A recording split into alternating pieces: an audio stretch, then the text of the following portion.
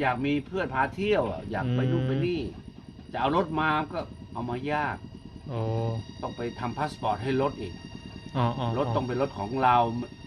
แล้วก็ไม่ไม่ไม่กำลังผ่อนกำลังผ่อนโอนชื่อเราเลยออกมาเกษียณนี่จะปีละอ๋อผมอายุเยอะแล้วไม่บอกอ่ะ โอเคโอเค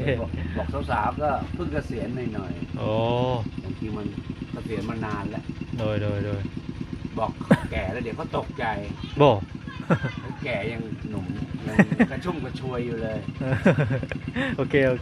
ก็ผมลง Facebook อ่ะผมบอกอายุ60เศษโอ้ยสาวทักมาตึมเลยอุปกรณ์นี่เนาะยังเขาเดินไปซื้อของอีกไงโอ้ยังอยู่เป็นไงเขาจะให้เอานี่มาส่งเจ้าเดียวก่อนอันนี้เจ้าเดียวอ๋อซื้อเจ้าเดียวก่อนเนาะแล้วก็เดิน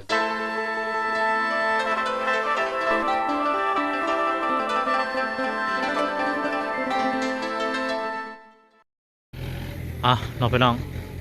เปิดภาพมาตอนนี้ก็คอยคำลงแรงตะเวนแดงตกแล้วพี่น้องเนาะ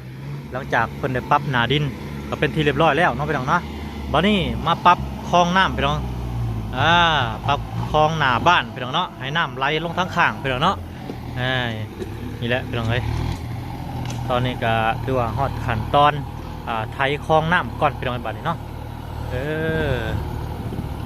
พี่น้องมาเบิ่งน้ำกันเลยพี่น้องเนาะว่าเพิ่นเสร็จแบบใบมูดได้พี่น้อง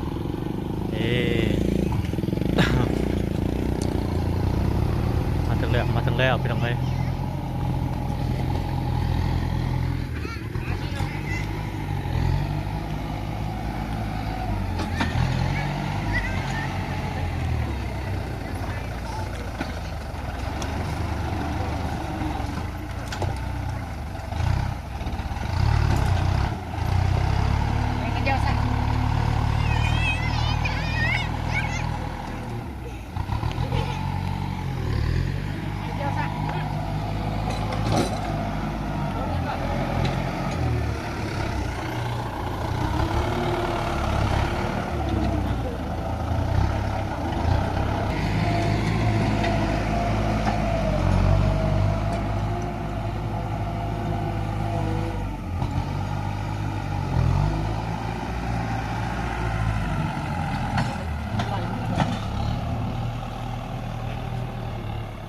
มันต่อเนื่องมันต่อเนื่อง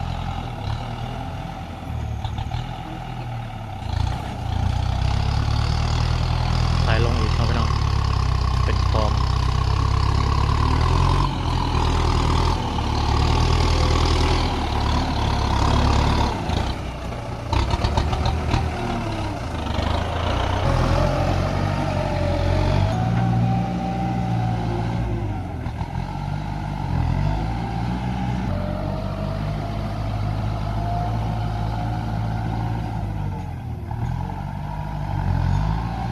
ทาง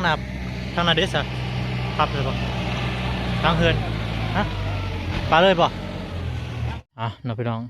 หลังจากแยกใหญ่ใส่สวยมาเฮือนไปมือเฮือนลาวน้องพี่น้องตอนนี้ก็มาตรวจเบิ่งงานก่อนพี่น้องเนาะเป็นจังใดพี่น้องเลย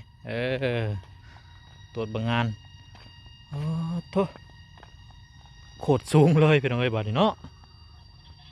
เบิ่งเป็นจังใดพี่น้องเลยเสริงกันเลยเนาะกับตัวเก่าไปยังไงแนวลงไปบ่อนี่ป๊อดตัวโลงเกึ่งปึ่งอยู่ไปยังไงไม้นี่ก็เอาไว้เอาไปเห็ดพื้นเห็ดรั้วน้องไปยังไงโคตรสูงเลยตัวสูงแมงนาฝนกับห้องก็เดี๋ยวกระดอกนี่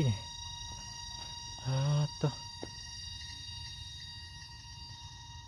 ขอบมันนี่ถือว่าอันนั้นน้องพี่น้องเพราะว่าเฮาพังลักหัวก่อนเด้พี่น้องก็ตามแบบซี่แหละพี่น้องเนาะปกตินี่เฮาต้องนั่งมั่งหัวน้องพี่น้องมั่งหัวตัวนี้ออกโคนดินทั้งพี่ให้มันเสมอขุดใหม่น้องพี่น้องบ่เป็นยังพี่น้องเนาะถือว่าสำเร็จก็โอเคแล้วพี่น้องเธองัวควายมันก็อยู่สั้นลุ่มพุ่นเนาะ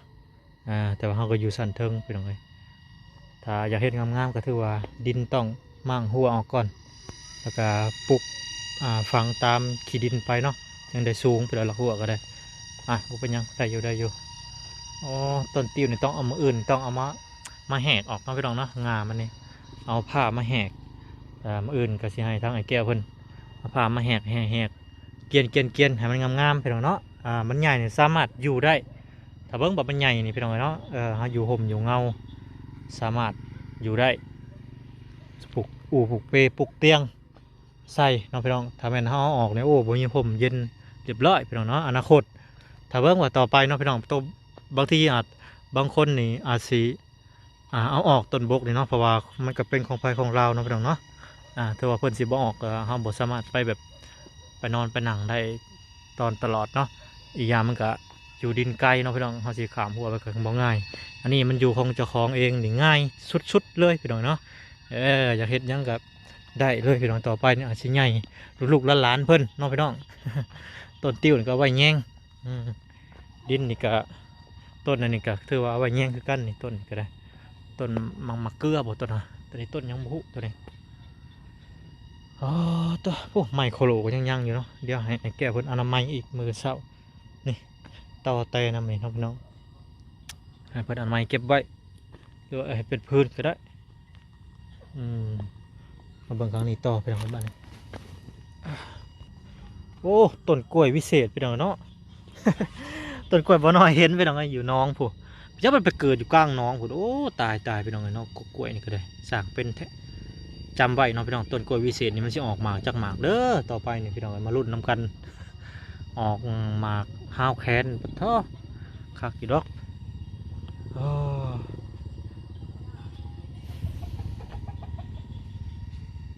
ตัวนี้ก็เป็นต้นกล้วยอีกเนาะหัวข่าก็มองม่วงไปแล้วเนาะมันก็อยากตายแล้วแหละเพราะว่าก้นได้2 มือแล้วก็ก้นทาอันซาอันรถดุดเป็นมาเนาะรถดุดเป็นก็หากมามื้อนี้ไปซื้ออะไรรถมันเพ่เนาะพี่น้องแล้วก็ไปซ้อมหากมามื้อนี้แต่ว่าต้นพระอิตูไทยหรือว่าต้นกะเพรานี่ยังบ่ตายเพราะว่าดินมันยังหลายอยู่ในก่อนมันง่ายขึ้นมาเป็นหัวเลยเนาะได้อยู่พี่น้องปลูกได้ปลูกท่านอื่นเพราะว่าทางไอ้แก้วไอ้วันเพิ่นก็ยากเวียกหลายเนาะยังบ่มีเวลาว่างก็เลยมื้ออื่นอาจสิจัดเลยให้เพิ่นเฮ็ดปลูกบ่แม่นมื้ออื่นเนาะพี่น้องมื้อเพราะมื้ออื่นนี่สิขึ้นเฮือนได้พี่น้องเนาะหรือไปพี่น้องบ่น้อยก็ได้โอ้มาแล้วข่าวของมาแล้วพี่น้องเนาะโอ้สบายดีบัดสุคนเนาะ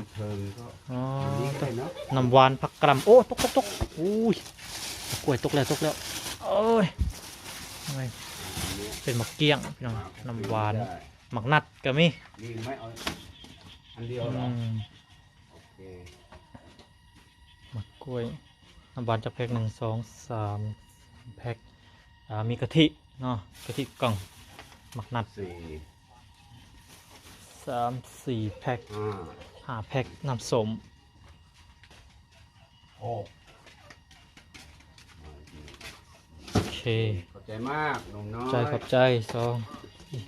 อันนี้ปลาอยู่บนนี้นะโอ้ปลากันหมาแมนเติมมาสิถึงต้องให้ว่าสูงสบายดีบ่พรเด้อสบายดีส่งแรงๆไปแล้วเนาะมาเบิ่งข่าวคล้องพี่น้องบัตรเท่านี้ป่ะ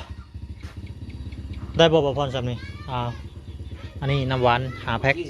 เดินไปซื้ออะไรอีกมีกล้องนี่ถ่ายติดเลยเนี่ยของผมไม่ค่อยดีกล้องราคาถูกมั้งนี่เป็น10,000ไหมคือติดของผมถ้าอย่างเงี้ย10,000แน่4,000โอ้ก็คืออุปกรณ์เห็ดน้ำกระปุ้นเนาะน้ำกระปุ้นกะทิกล่องบ่แม่นมะพร้าวเนาะกะเพรามันอาจจะยุ่งที่ยากแน่คนว่ากล้อง40,000จริงน้ำนี้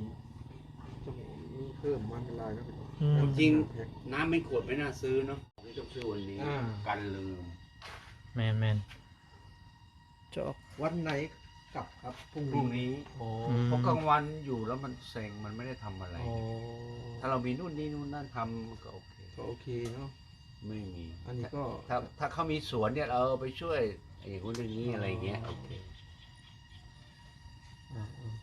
พรุ่งนี้ประมาณ9 โมงใช่ไหม8 โมงแล้วงานที่เขาเสร็จคง6 โมงคงเริ่มงานแล้วมั้ง6 5 7 6 5 7 โมง 6 ถึง 7 โมง แม่น7 โมงเช้า ตี 5ก็ต้องตื่นทำกับข้าวกันแล้วเนาะ แม่น ใช่ใช่ครับ ต้องนำมาเตรียมอุปกรณ์ ลุงเขาบอกมีคันเดียวพูดอย่างงี้ไม่ใช่มีเยอะเขาตกก็ไม่ได้ไป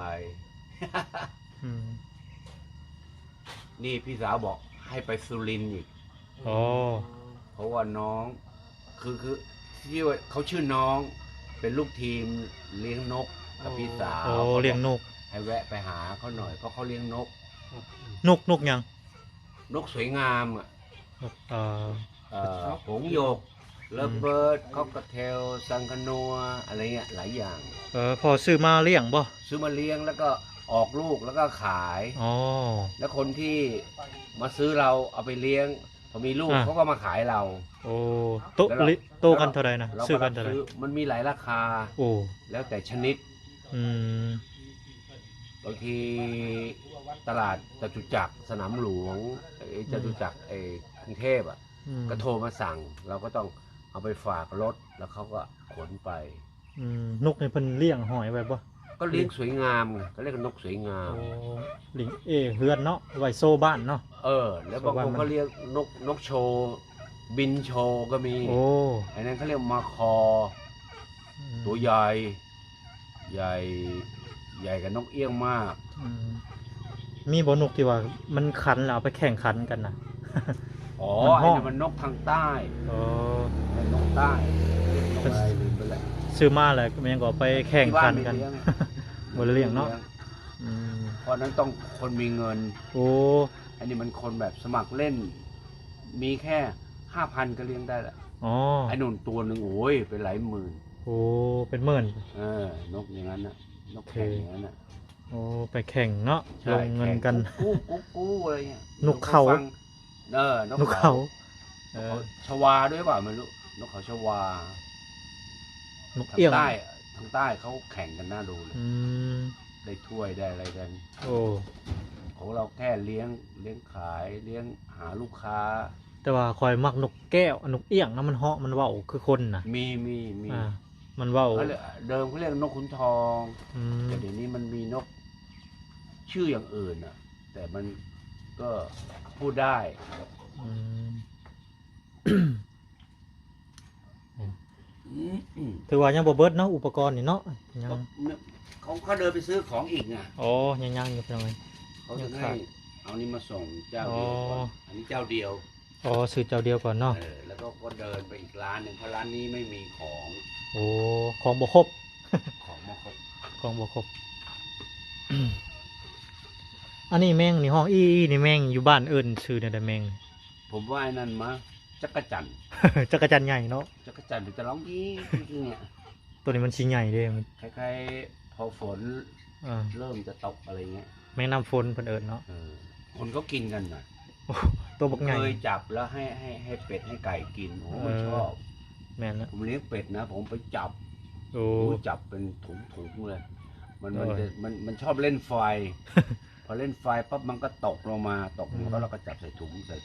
โอ้หลายเนาะทางนั้นเนาะ เอาไปขังไว้แล้วก็แจกจ่ายให้เป็ดไก่กิน อืม เป็ดนี่มันมับทั้งตัวเลยจักรจันทร์ ขึ้นรถจักรต่อขึ้นเมื่อตอนมาเนี่ย อ๋อ ผมความจริงถ้ามาทางมุกดาหารเลยมันก็ต่อเดียว นี่ผมไปลงอุบลเขาบอกไม่ถูกอ่ะ โอ้ ไปลงอุบลปั๊บก็ต้องนั่งรถอุบลมาลงมุกดาหารเสียอีก150เออ นะไม่งั้นก็วิ่งมาตรงเลยมันก็ไม่เสีย150นี้ อืม แล้วก็จากมุกดาหารก็นั่งรถต่างเขาเรียกมันเขาเรียกรถอะไรหรือต่างประเทศอ่ะมันข้ามมานี่เลย แล้วมาจอดบขส โมเมนต์แท็กซี่เนาะ เออ อันลัดจากมุกดาหารไปสระบุรีนี่มีจักกิโล มี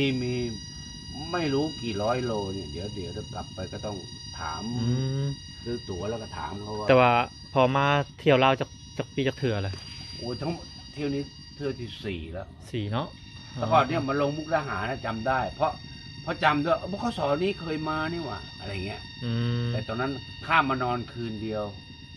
อ่า มานอนคืนเดียว วิ่งมาได้หน่อยนึงสัก 50 โลมั้งมันจะมีตลาดอยู่ตลาด อืม เวลาไปมันจะอยู่ซ้ายมือ เนาะ แล้วไปนอนโรงแรมทางขวามืออนอนคืนนึง โอ้ 300 บาทถูกเลย มาเที่ยวเนาะ พัดลม200 โอ้ นอน พัดลม ห้องแอร์ 200 ก็300 แม่น ก็อยากมีเพื่อนพาเที่ยวอ่ะอยากไปนู่นไปนี่ จะเอารถมาก็เอามายาก โอ้ ต้องไปทำพาสปอร์ตให้รถอีก อ๋ออ๋อ รถต้องเป็นรถของเรา แล้วก็ไม่กำลังผ่อน อืมกำลังผ่อน ต้องโอนชื่อเราเลย อ๋อ เพราะมันกลัวเอามาขายไง อ๋อ ใช่ไหมเอารถ แม่น ขโมยมาขายเงี้ยพูดง่าย อืม ๆเลยกฎหมายเขาเลยห้ามเลยต้องไปไปไปทำวีซ่า อ๋อ ก็เหมือนเราเนี่ยเราก็ไปทำวีซ่า เลย บัตรประชาชนไป รถก็ต้องมีทะเบียนไปเรียบร้อย อืม พอเป็นรถของเราแน่นอนเขาก็ประทับตาออกวีซ่ารถให้ อืม ถึงจะข้ามด่านได้ เลยเล นี่ ย มันก็ต้องมีเพื่อนด้วยแหละนะ แม่นมีเพื่อนว่างที่จะไปเที่ยวกับเรา เพราะเรามันเลยเกษียณแล้ว อืม มันก็ไปไหนได้สบาย แม่นเกษียณจักปีแล้วพอ อะไรนะ ออกมากเกษียณนี่จักปีละ อ๋อเฮ้ยผมอายุเยอะแล้วไม่บอกอะ โอเค บอกสาวๆก็เพิ่งเกษียณหน่อย โอ้ ๆบางทีมันเกษียณมานานแล้ว โดย บอกแก่แล้วเดี๋ยวเขาตกใจ บ่ เขาแก่ยังหนุ่มยังกระชุ่มกระชวยอยู่เลย โอเค ก็ผมลง Facebook อ่ะ ผมบอกอายุ60เศษ อืม ๆโอ้ยสาวทักมาตึมเลย โอ้ พอไปบอกเยอะเดี๋ยวไม่มีใครทัก โอเค แก่ไรสมรรถภาพ สรุปแล้วเมื่อตอนเช้ามื้อเนาะประมาณ8 โมง 9 โมงเนาะ แล้ว8 โมง เอ่อ ต้องออกจากนี่ก่อน8 โมงสัก10 นาทีเดิน อ๋อ เพราะเขาบอก8 โมงเรามีเบอร์เขาแล้ว เดี๋ยวเราโทรไปบอกให้รอหน่อยกำลังเดินออกจากบ้าน8 โมงเนี้ย อืม 10 นาทีก็เดินถึงแล้ว พอดีขึ้นเฮือนกับประมาณ 6-7 โมงเนาะพอดีแล้วพิธีคือว่า จังใด ใช่ พอดีกินข้าวกินน้ำจังเมื่อโอเคเนาะพี่น้องเนาะตอนนี้ก็รอถ่าทั้งไอ้แก้วกับเอ้ยวันเพิ่นมาก่อนพี่น้องเนาะแล้วก็เตรียมการมื้ออื่นเช้าพี่น้องเอ้ยรอหับชม EP ต่อไปพี่น้องเนาะโอเคน้องพี่น้องตอนนี้ทางไอ้แก้วเอ้ยวันก็ได้มาแต่ตลาดตะเลียวแล้วกับบ่าวหลาเพิ่นน้องพี่น้องเพิ่นก็ได้เครื่องของสิ่งของหั่นแหละต่างๆอะไรน้องพี่น้องบ่ว่าสิเป็นเป็นข้าวของเป็นน้ำเป็นเครื่องใช้ในเฮือนอะไรเนาะพี่น้องเนาะเครื่องใช้ที่ว่าที่มาขึ้นเฮือนเนาะบ่ว่าสิเป็นศาสตร์เป็นเสื้อเป็นผ้าห่มเป็นหมอนเนาะพี่น้องก็มีแต่ว่าหับชม EP ต่อไปหรือว่ามื้ออื่นเช้าพี่น้องเนาะขึ้นเฮือน